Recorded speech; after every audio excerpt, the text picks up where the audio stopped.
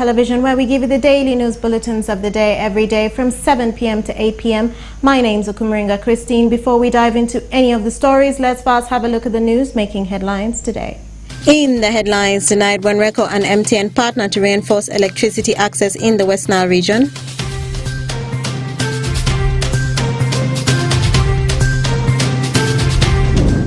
Hundreds stranded as floods wreak havoc on Pakwach Olwio Road.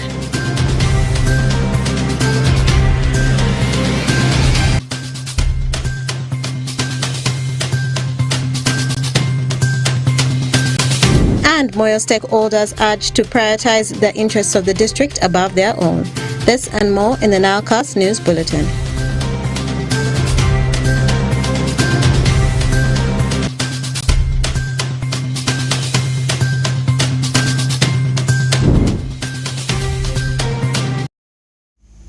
It's the 29th of October. It's the 31st of October 2023, and you're most welcome to the NILE CAST on West Nile Television.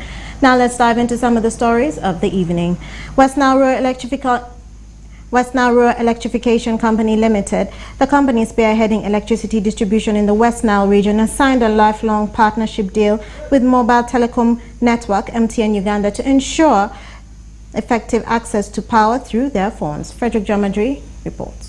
West Nile Rural Electrification Company, the company spearheading the distribution of electricity in West Nile region, has signed a lifelong partnership deal with the mobile telecom network MTN Uganda to ensure effective access to power through their phones.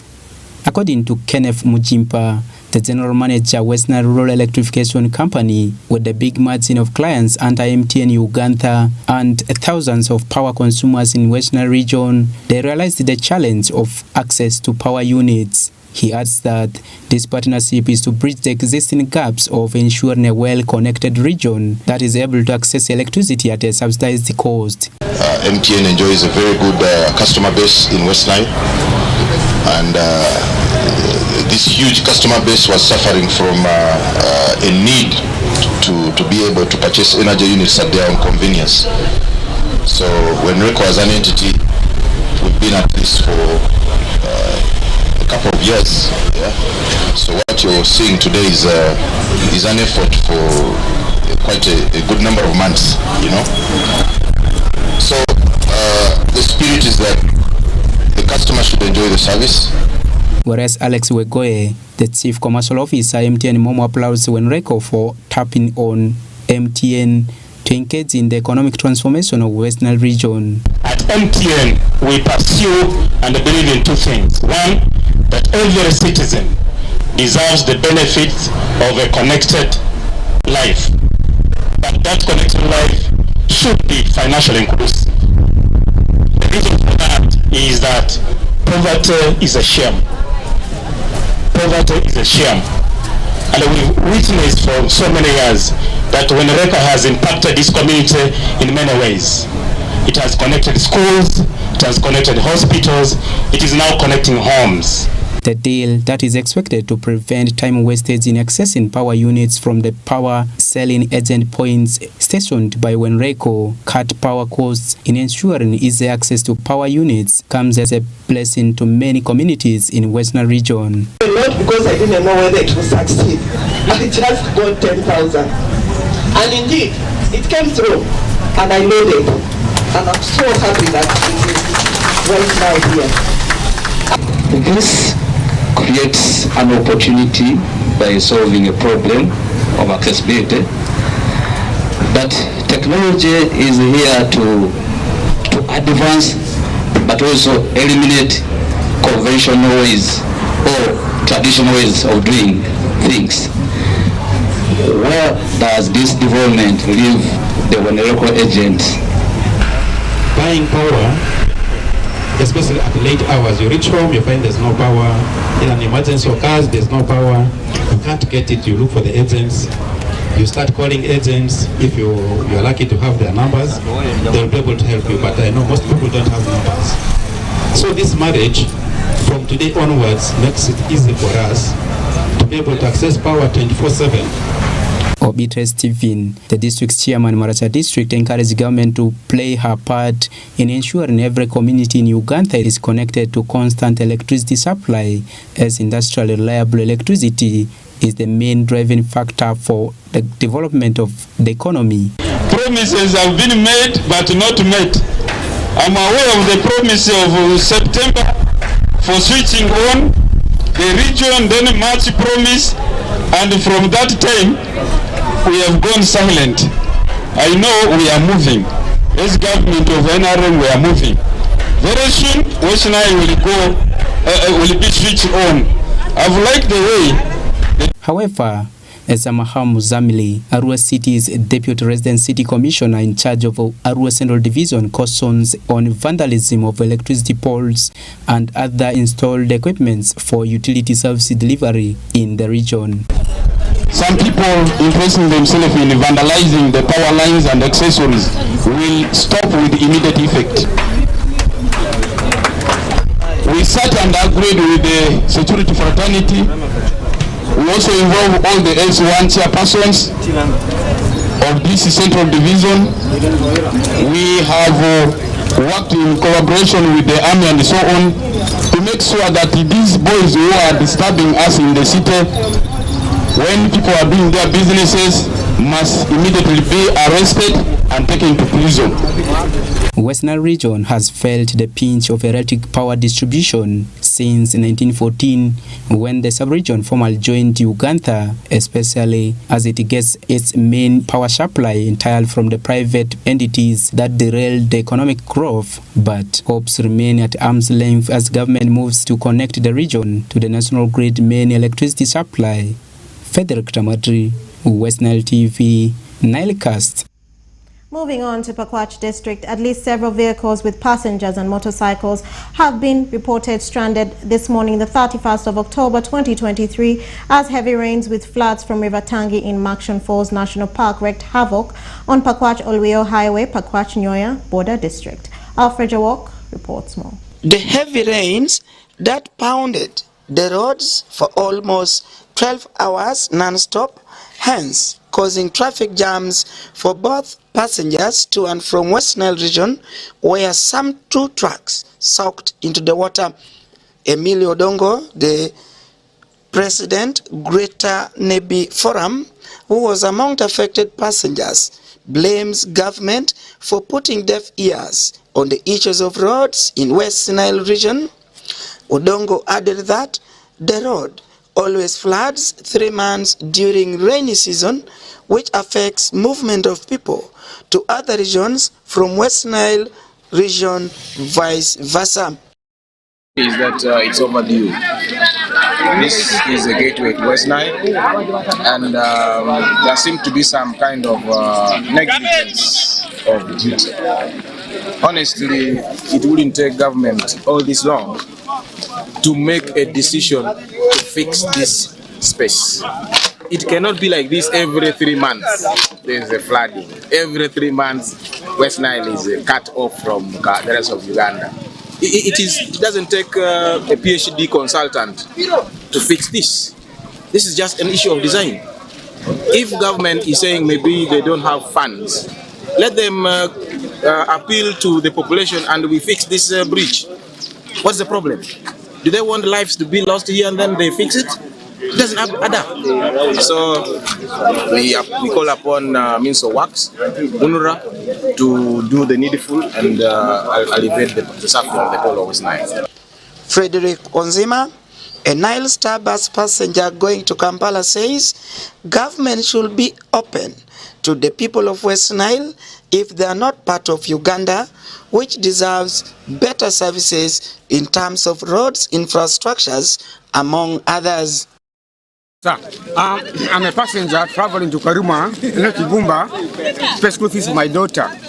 And by 4 o'clock, I must be there to pay school fees. If not, my child will be chased away from the school.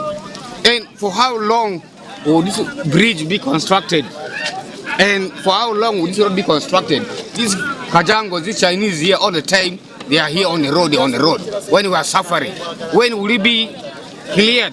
We are suffering. Now, You see the train of vehicles already stuck on the way because poor road, poor bridge. You see? So the government must do something. Hey, not the Chinese deceiving us here. These Chinese kajangos here. All the time Chinese.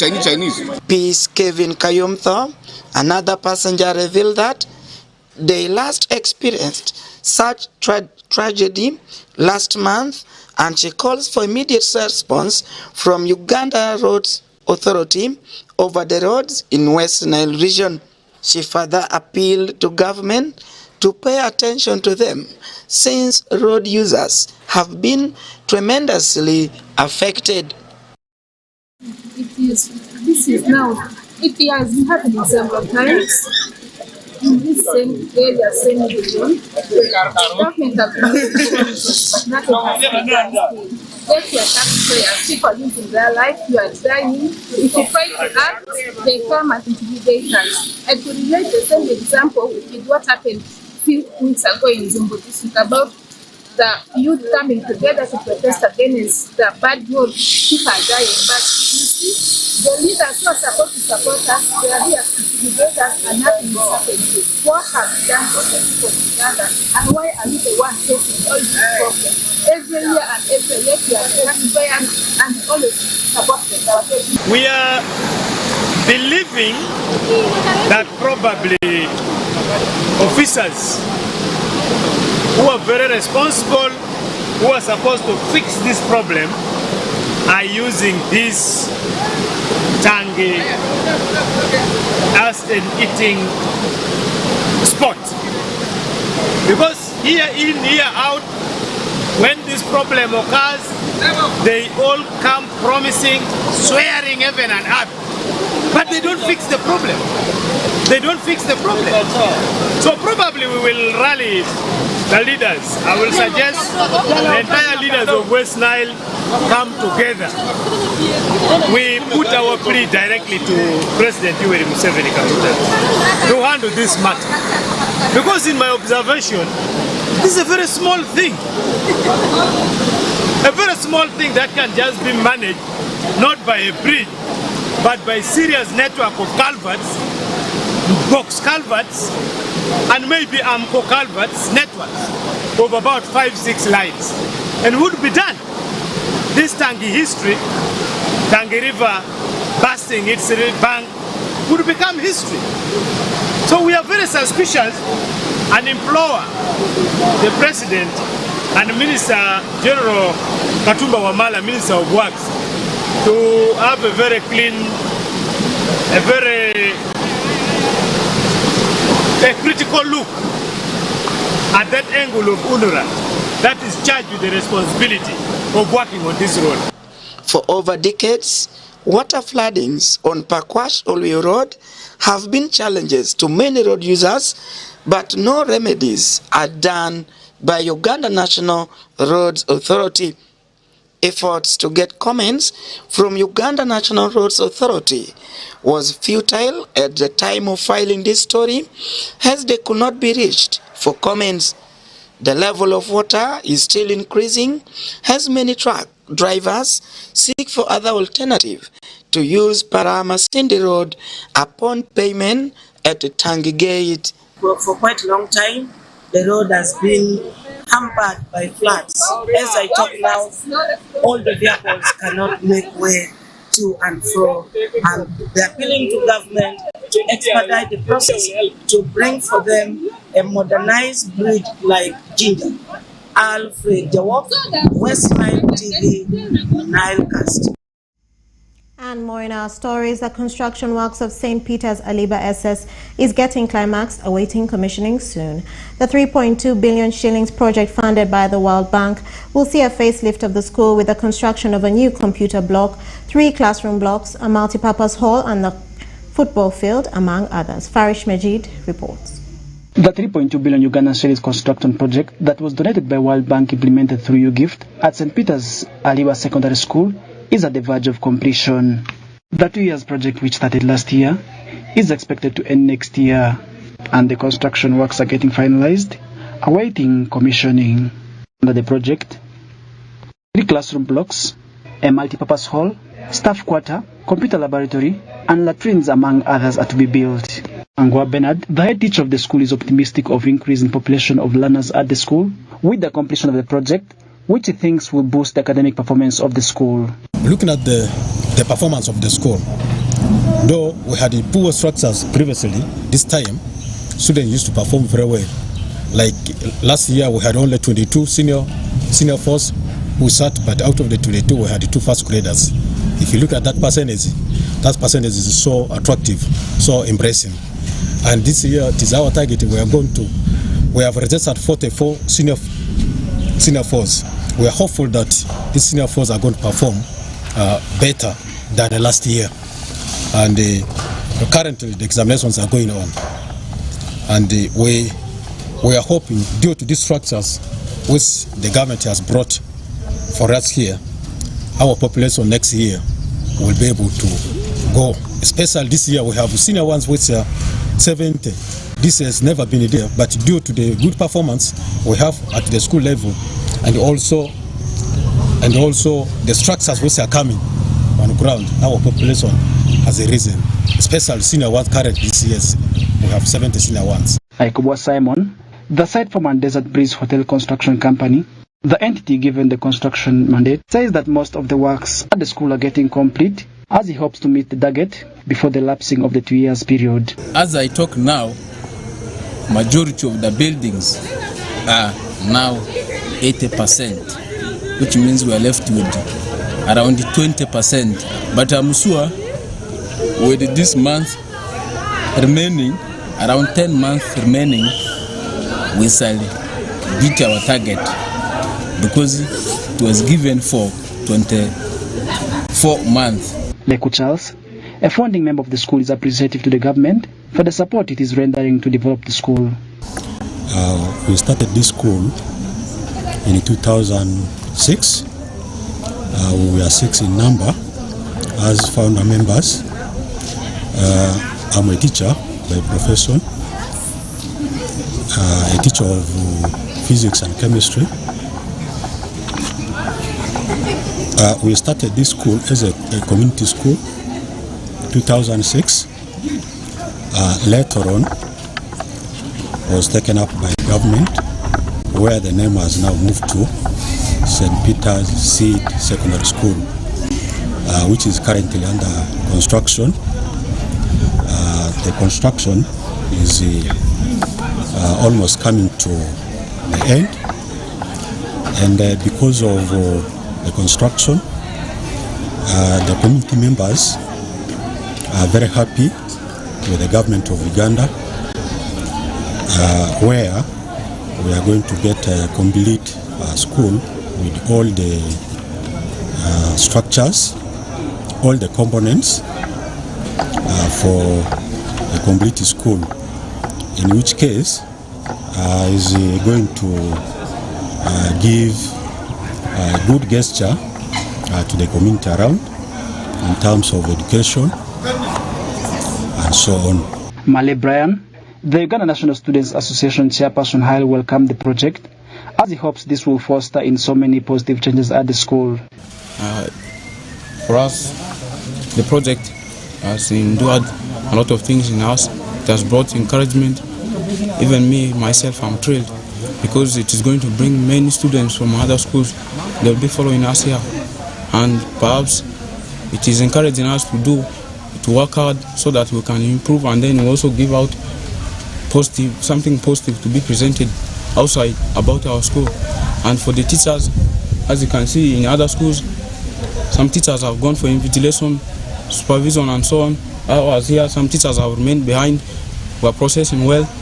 We are progressing in all the aspects in academic issues. Even the current senior force, I'm present with them and pleased.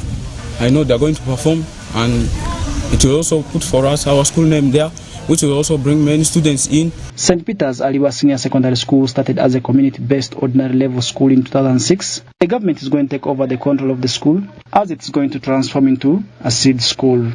Farish Majid, West Nile TV, NILE CAST. And more in our stories, stakeholders in Moyo District have been urged to prioritize the interests of the district before their own. This urge was made by Mr. Sekamwa Julian, the Deputy Resident District Commissioner, Moyo District, today during the District Budget Conference meeting at Moyo People's Hall. Okumu Dominic has more. The consultative budget conference meeting brought in hundreds of stakeholders, including the political, cultural, religious, non-governmental organizations and the public in the district to participate in the budgeting process for the district for the new financial year 2024-2025. Mr. Sekamwa Julian, the Deputy Resident District Commissioner Moyo, implored the stakeholders to consider putting first the interests of the district before their own. As we deliberate today, I would like also to underline the fact that we need to think and put the district first. As it has been said earlier, we all come from different sub-counties and villages, but that is not why we are here. Those villages form the bigger part of the reason that's why we're here. That is the district. So as we are discussing and planning, let us put the district first. As we are planning also, let us look forward to mitigating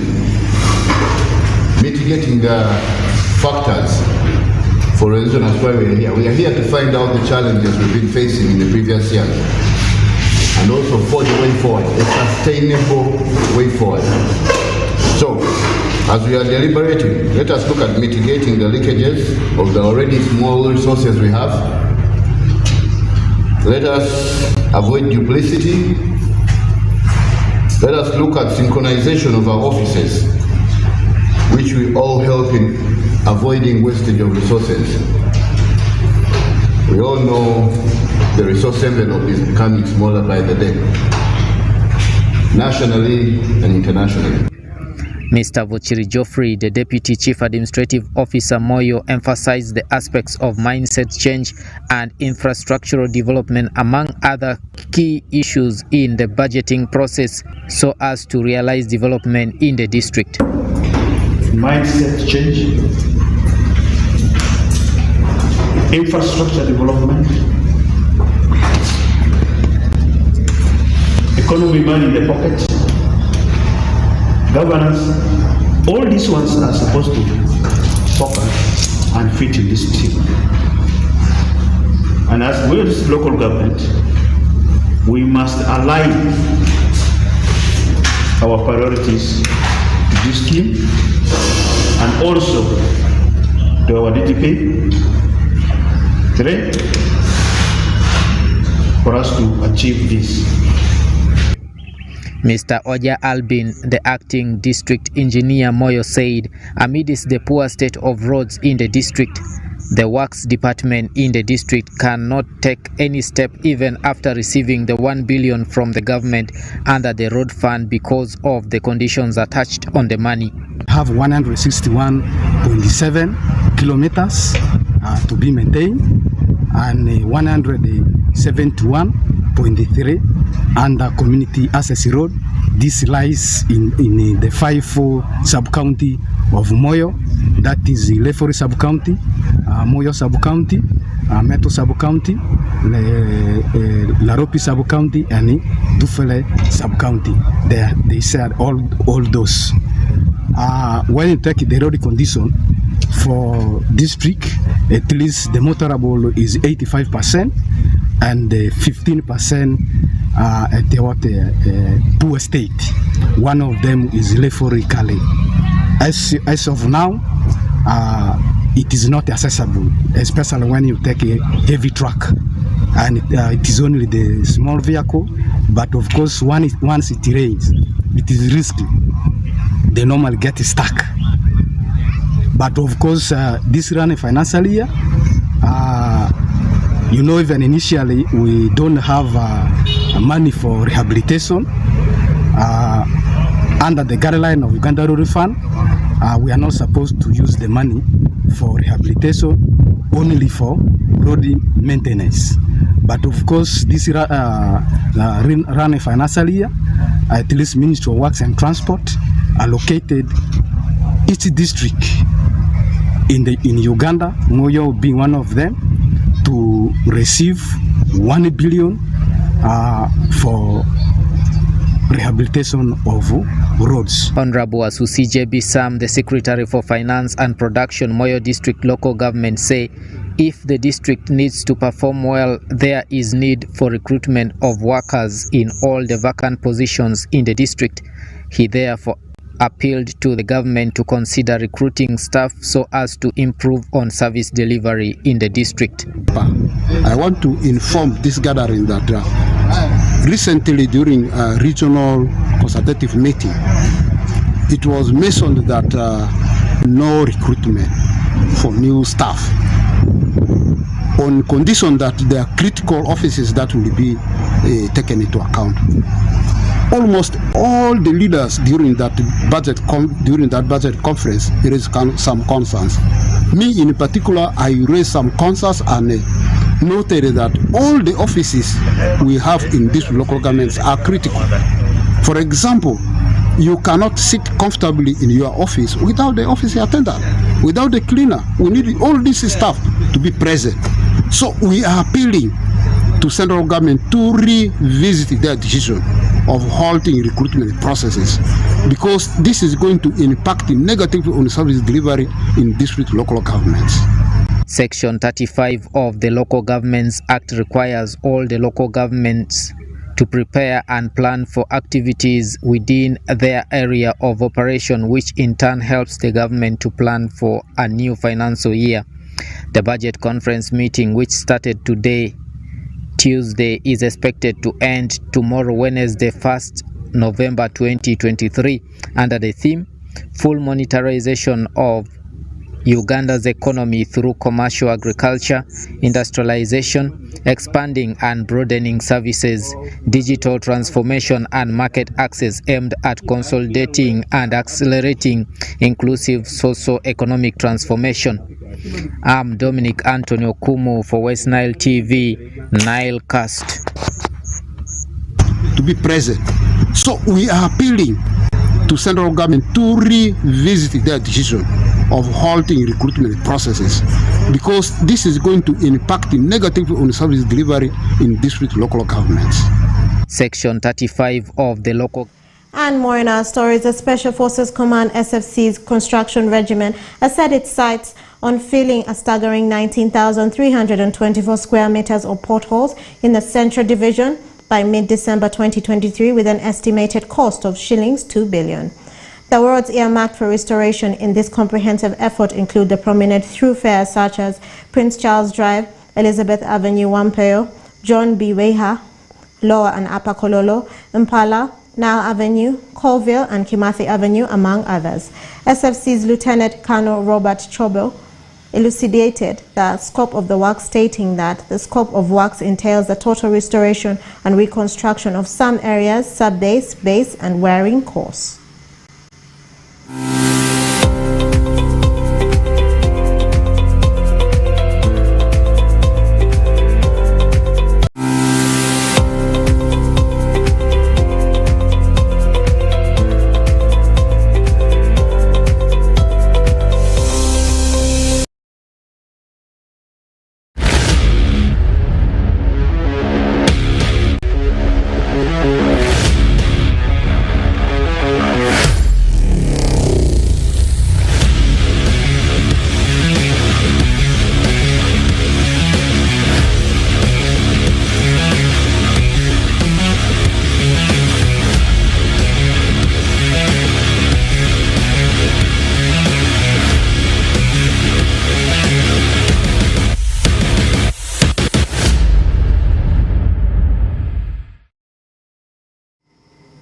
Good evening, viewers. You are most welcome for today's edition of NILE CAST Sports News. My name is Zoraku Benson. Pastor, a lot of stories continues to transpire in the world of sports, but today we are starting with what is happening in the world of rugby, not international, but within the country of Uganda. As Agenero Flavia, one of Uganda's most celebrated national rugby player who participated in both international, national, regional and local games of rugby, is still in great memories of the sports lovers as a player, coach and referee after she got a knee injury.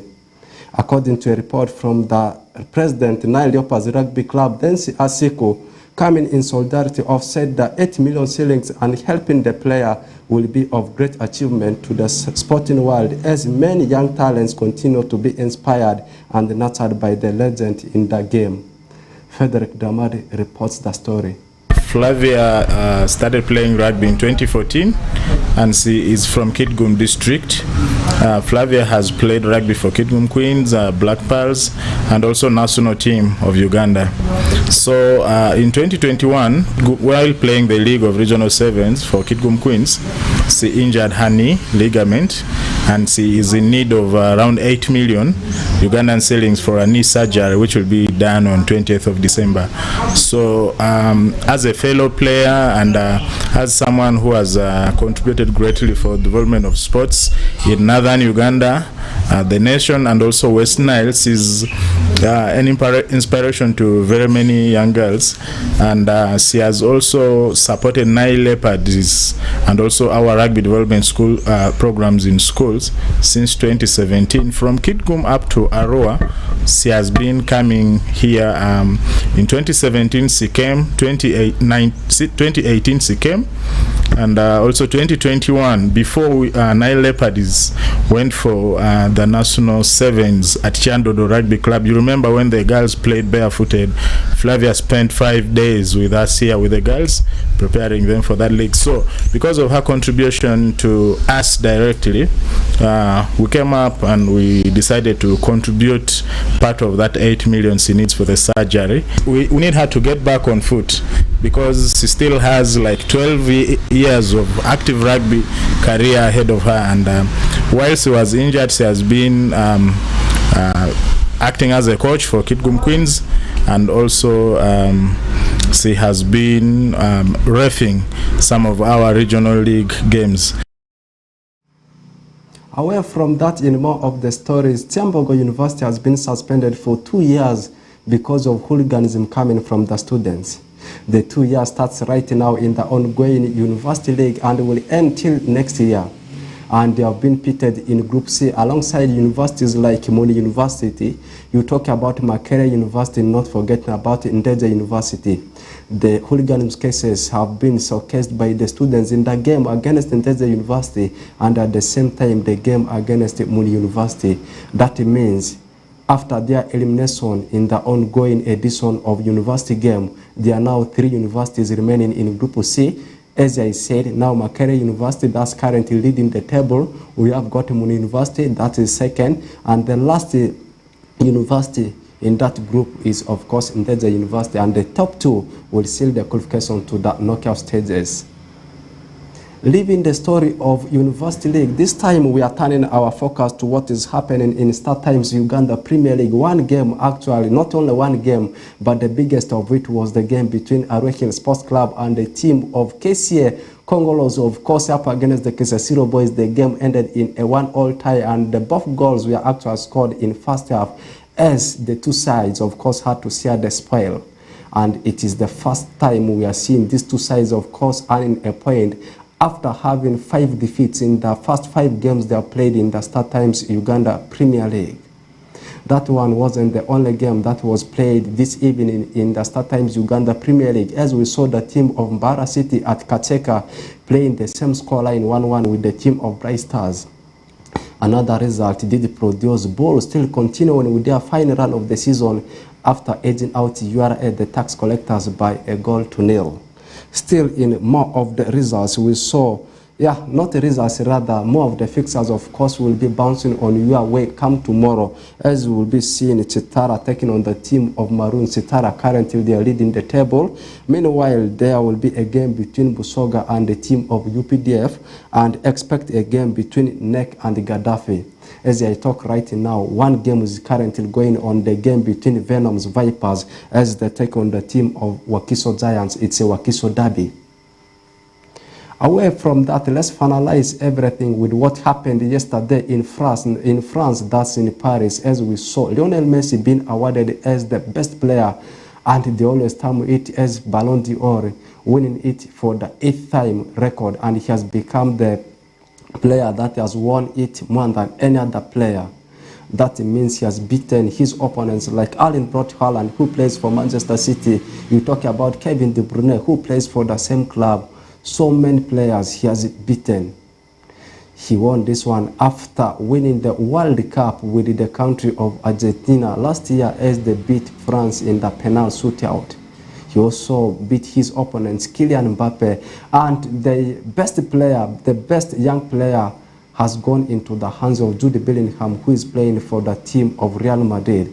Currently, he's having 13 goals. He has scored 13 goals out of the 13 games he has played for the team of Los Blancos. And last season, he was playing for the Westfalen Stadion-based club, that's BVB. With that, we have come to the end of today's edition of NILE CAST Sports News. My name is Oraku Benson Pastore. Have the best of your day, and tomorrow is a new month, the month of November. I hope everything will run on brilliantly as it used to be.